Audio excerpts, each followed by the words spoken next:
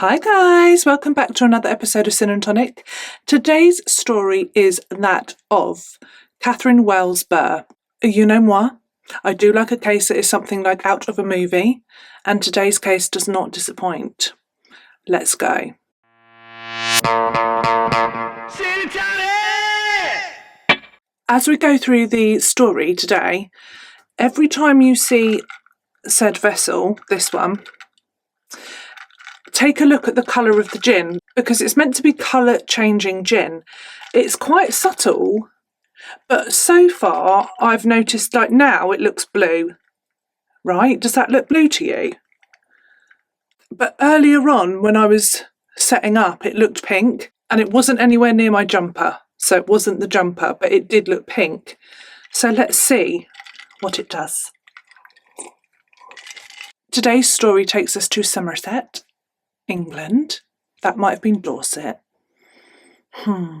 At the time of our story, Catherine Wells-Burr was 23 years old. Catherine had studied business and management at Bath Spa University. So that sounds fancy and relaxing. Probably neither. She was a clever cat, and in 2010, when she was in her final year of study, she got a part-time job, get this, right, for pneumatic, specifically in the Henry Hoover factory. What? I love a Henry Hoover. I love a Henry Hoover. Not only is there a Henry Hoover, but there's like a Henrietta Hoover. I'm going to share some pictures in case you don't know, but I'm sure most people do know what a Henry is. We have a Henry, love Henry. Best Hoover, literally nothing fancy, no bells and whistles, but it works all the time, every time. Like they go on forever. Yes, Henry. That's where it's at. This video is not sponsored by Henry Hoover in any way, but it should be. I could literally talk about Henry Hoovers for longer than I should. Still blue? Blue. It was a bit of a family affair because her mum, dad and sister all worked for Pneumatic in a variety of roles. Don't you find that cute when families work together? I do find that really cute and nice. Wholesome. Now, this factory would be the place where she would also meet her future fiancé. So it's all going on at the Henry Hoover factory for Catherine. Her boyfriend that she met, soon to be fiancé, was called Raphael. He was originally from Poland, hence the name. And he was 10 years older than Catherine. And sometimes this is an issue, isn't it, for mummies and daddies? But that was not the case here. They loved Raphael, and they, excuse me if I'm saying that incorrectly, I'm trying my best.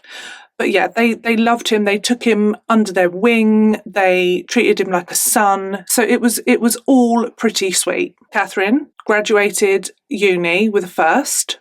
Yeah. That was in 2011. And at this point, she stayed at Pneumatic and in the factory, and she took a higher up position of business analyst.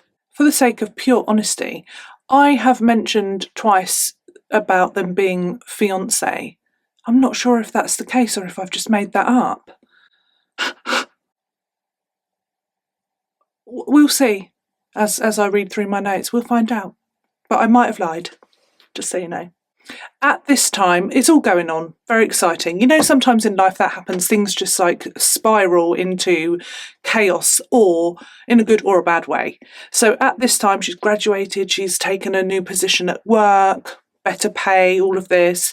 And she also moves in with Raphael. So they get a place together, they buy a place. All was good in the hood. So all of this stuff is very lovely, very special, all exciting. What colour are we going with now, guys? Still blue to me. I'm blue, dabba-dee-dabba-da. And then, in September 2012, things go shkum. Because Raphael goes to work. Now, he starts at an ungodly time. Something like, I think he starts at 5:30 or 6. No. So he leaves their house at 5 in the morning. That is normal. But because Catherine is now a business annihilator,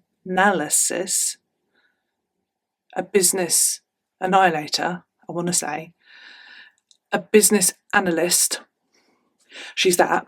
She doesn't go into work until later on. So he gets up. That would just really do my head in. I just like, if Paul has to get up before me, it's like, oh, just get up, go, be quiet. No, we have to open the drawer. We have to like rifle through. Sometimes we even have to be like, Soph, where's my black t-shirt? Why don't you? Much better in the evening. Ask me in the evening before, you need to know this stuff. Later on that morning, Rafael realises, they work together, so they probably she probably comes in and goes, hi, I love you.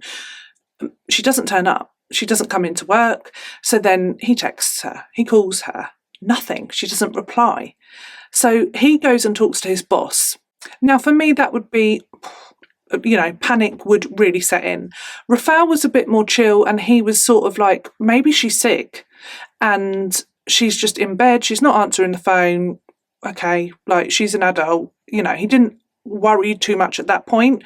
He told his boss that she hasn't come in, and then he finished his shift and he went home. And that is when the real panic began to set in, because when he got home, she was not there, and neither was her car. Something is amiss. Also, he was really worried because it was not like Catherine. This wasn't like, something she'd ever done before. So he decided to call her parents. Catherine was not with her parents. They hadn't seen her at all. So they drove straight over to Catherine and Rafael's house. And this is when Rafael told them the extent of why he was just so incredibly worried, because Catherine had been receiving threatening messages from an ex-boyfriend. And these messages were making her incredibly anxious and to the point of being quite depressed. And then this must just have made her parents so worried, because he then told them that actually on a number of occasions Catherine had talked about suicide. So these threatening messages were really messing with her head, and she was incredibly anxious and depressed about it. As you can imagine, this upped the ante massively. Her parents then called the police immediately because they are now terrified for their daughter's life. An investigation began quickly because of what they had been told, and really sadly, it wasn't long before they just got the worst news. Catherine's body had been found. Police had found Catherine's car not that far from home. I think it was like 7 miles. And her car was completely burnt. It had been burnt out, and Catherine was in the vehicle. She was in the driver's seat. It was quickly determined that this was a suspicious death, and it wasn't just like, it was not a suicide. Well, they were pretty sure it wasn't. And then things start to unravel. Bear with me with this case, because there are lots of twists and turns. They looked at Catherine's mobile phone and her laptop, and they found that in the recent months, Catherine had joined a number of dating sites, but they weren't they were like for casual sex, basically. So not just like Plenty of Fish or whatever. This was for hooking up, not true love or romance.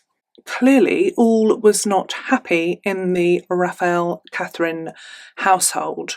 Catherine had been sharing nude photographs of herself on these sites and messaging a number of different men.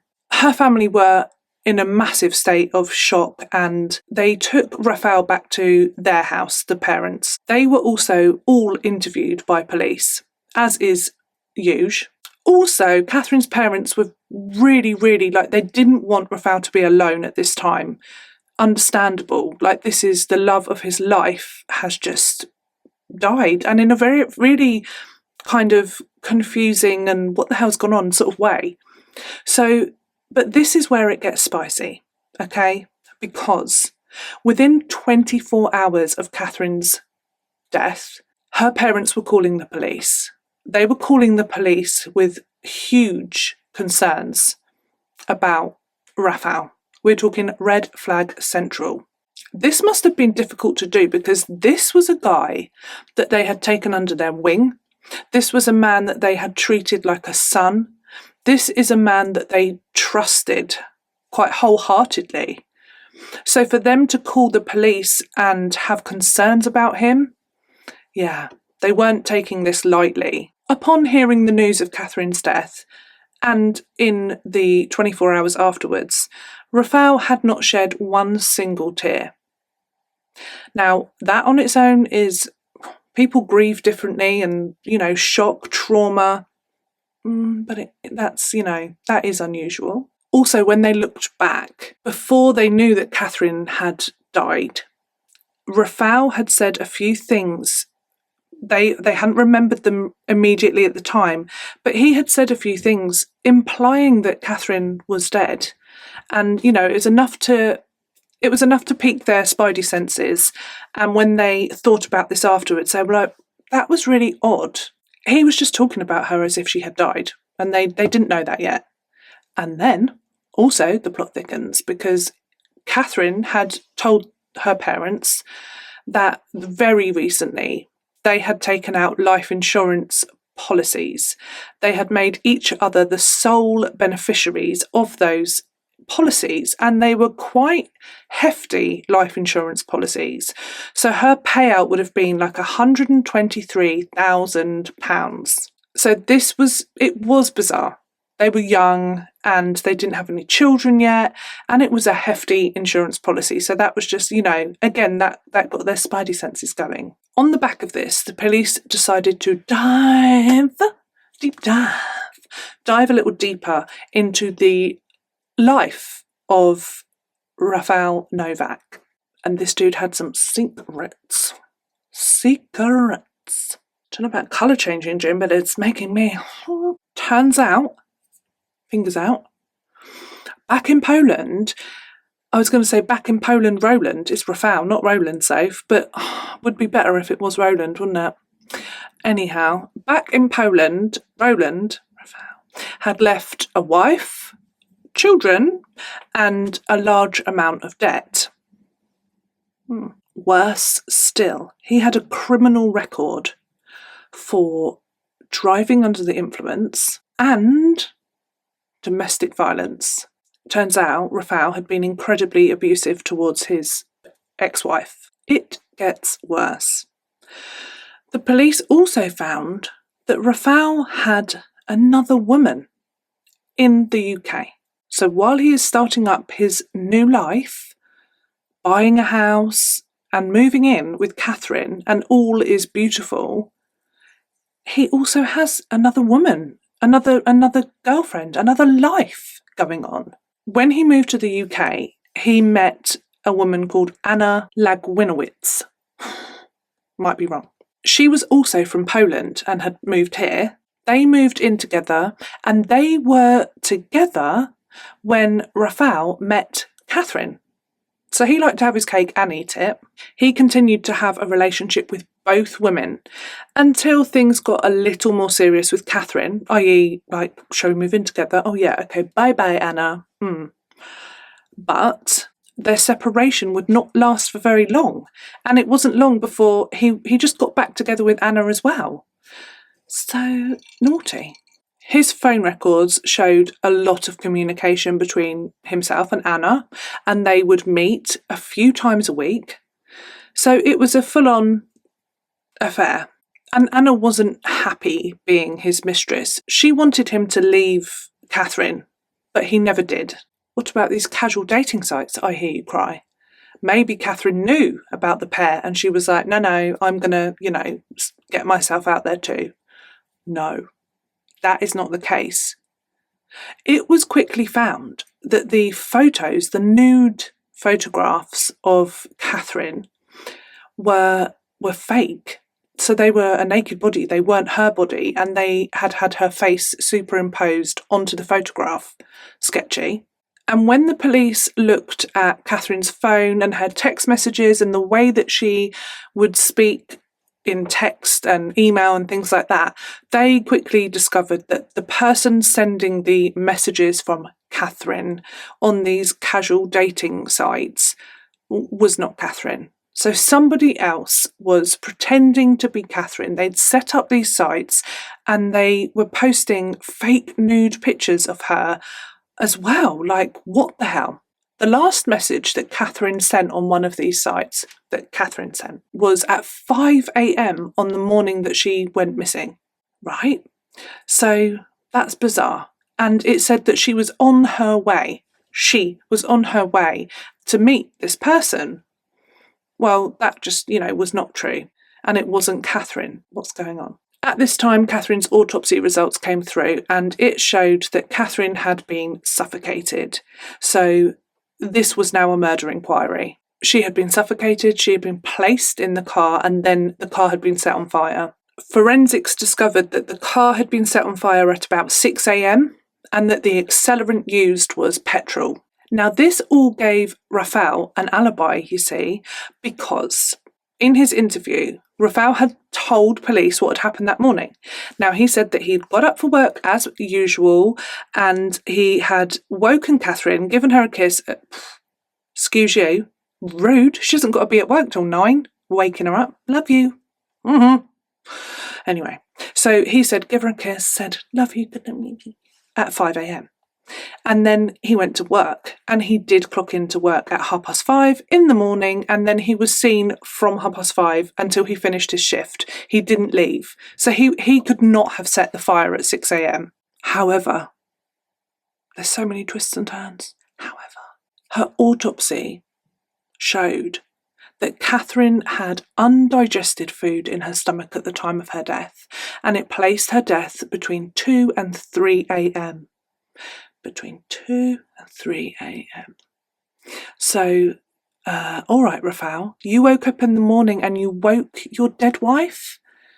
Woke her, miracle worker, told her, love you, give her a kiss, or you kissed the body of your dead wife, who had been dead for a couple of hours now. You would know. Okay. By his own account, Raphael had said that at that time, that night, they were the only two people in their house. So she didn't suffocate herself. Novak was arrested. I think I've called him Raphael through the whole case. And now Novak, just so you know where we're at. That's who I mean. He was arrested. So was his lover, Anna. So was this just a very carefully planned murder to get Catherine out of the way for these two? It seems like it. The police were searching for the number that Catherine had messaged on the morning of her death to say, meet you soon, the message that went out at 5 a.m, not from Catherine. They found the phone number, they traced it, and it came back to, they found the SIM in Anna's car. Clever. Get rid of that, wouldn't you, straight away? No. Because the SIM card was in Anna's car, they were able to trace that SIM card and therefore trace Anna's car and the movements of Anna the whole time that SIM card had been in her vehicle. This brought forward some very interesting info. The police were able to track where she'd been, and at one point she'd gone to like a petrol station and she was seen on CCTV at this, is that English? Yeah, with her uncle. So it turns out that she, roped her uncle into all of this as well. On the CCTV footage, they are seen filling up a number of jerry cans with petrol. I'm under one. This was just days before Catherine's murder, so they're getting themselves prepared. In interviews, Anna and Raphael said, no, nothing. They weren't being cooperative until they were. Raphael said that Anna had killed Catherine in a fit of rage because he wouldn't leave Catherine for her. Now, Anna, she didn't say that Raphael had killed Catherine. She said that Raphael had hired a hitman to kill Catherine. And that's, that was all his doing. And she admitted that he had done this because they wanted Catherine out of the way. This didn't sit right. This didn't wash because, no, it was quite evident that Anna and Raphael had been planning this together for months, and that at some point, we don't really know when, but she had roped her uncle in to help, obviously at least 3 days or 2 days before Anna's murder, because that's when he was seen helping with the jerry cans. Could argue that he didn't know what they were for, but unlikely. Because Rafał would not, well, neither of them would really say what had really happened, the police had to guess, but they did have some evidence to help them with that. So they had all of the forensics as well for a start. They also had some evidence that at the house, when police originally went to interview Rafał, the family, they were at Catherine's house and they found one single pillowcase hanging out to dry on the line in the back garden. So they had, that's random. No other washing, just one pillowcase. They also found that one of their pillows was missing. The police theorised that the couple had watched a film, eaten some food, which is what Rafał said they did, and then when she was asleep in her bed, I don't know why I hope she didn't even know what was happening, but when this happens and the victim is asleep, don't you think of the perpetrator like, what a coward? I know ultimately it's probably like, if you're going to be murdered, that's probably the kindest way, because you hopefully have no idea and you're just asleep and you don't wake up. That's terrifying. I've scared myself. Gin will help. But do you know what I mean? It just says something, doesn't it, about him? Like, coward. So when she was asleep, between 2 and 3 a.m, he smothered her with her pillow, or his pillow. And then at some time in the morning, he called Anna and her uncle to come and dispose of the body. They took her in the boot of her own car, Catherine, to a location that they had scouted out that was like quite secluded, and then they placed her in the driver's seat and then set the car on fire. They found CCTV, probably because they followed the bloody SIM card in her car, of Anna disposing of stuff at a local dump. And they went quickly to that dump and they found what it was, and it was some of Catherine's belongings. On the way into court, Anna and Rafał shared an I love you. The police had also searched Anna's house, everything related to the case, but they searched her house, and in the bin they found notes with inspiration for these messages between Catherine and these guys on. Also, these guys are just being totally, is catfish the right word? Because, well, it's just fake, isn't it? They're just being strung along. Well, that's not nice. They just want to get it out. Yeah, so they found all these notes written down with inspo for what she was going to say to these guys in these chat rooms. Anna and Rafał stuck to their stories of, so-and-so, he did it, or he hired a hitman, or she did it. They stuck to that. Oh, I've just gone all wadum. It's the gin, must be. Well, wadum. I match my jumper. A week before the trial, Anna, she's committed. She writes a fake, so it's fake. She writes a letter to, I hope this case has made sense in some fashion, because it was a bit bitty. There's a lot to it in ways. Anyhow, excuse me, sorry, I digressed. Anna writes a fake letter from an imaginary hitman that Rafał hired that says, yeah, Rafał hired me to kill Catherine and I did it, and he said he'd give me £20,000. So she writes that herself. She must have tried to disguise her writing, surely. You never know. Stranger things. But she then gives that to her cellmate who's about to be released, and she's like, can you give that? Can you post that or whatever, or give it in anonymously and say that it's evidence for my case? Well, the cellmate's just like, yeah, sure thing. So she then just hands it into the police and says, oh, Anna wrote this and then tried to get me to lie to you. So that worked. All three were convicted of Catherine's murder. Anna, Rafał and Anna's uncle. They were given a minimum of 32 years. This is another one of those really frustrating ones where just leave. You don't want to be with someone. You don't want to have that relationship anymore. They're standing in the way of you and someone else. Just leave. There is a special type of coward. And I'm getting wound up by it, but there really is, because it really does bring me right back to the Chris Watts case. And that was probably one of the worst cases I've ever covered, because his own 2 babies. And there's some heartbreaking things in that case that I will never forget, that I cannot forget. I just can't understand people. These people, they can't just leave. They can't just get a divorce. They can't just say, don't love you anymore, I want to be with this person. They can't do that. They murder the person. Like, what gets you there? Leave. Leave. Yeah, it's one I struggle with in my brain. Just leave. Catherine's family set up the Catherine Wells-Burr Foundation. This foundation helps victims, the family of victims that have been murdered. They also fought for tougher immigration laws so that people are screened better before they come into the UK, because had his domestic violence charges been known, maybe he could have been monitored, things like that. Like, you know, they didn't know. Whoa. Things like that always feel like turning pain into purpose, I suppose, like your grief and your pain into helping other people. And that is all I have for you on today's case. Looking a little more pinky, do you think? Have a check it. Or is it just still blue? Maybe a little more pinky.